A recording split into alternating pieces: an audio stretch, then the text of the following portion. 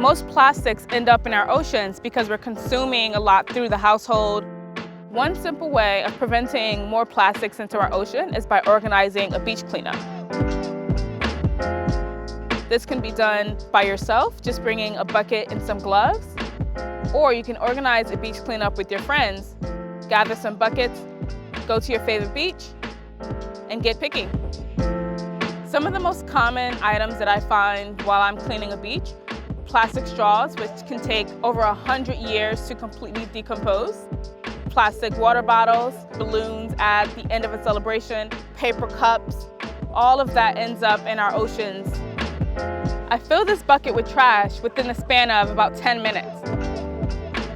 When you're picking up trash at the beach, you're more mindful about the things that you consume. You'll think twice before purchasing that item.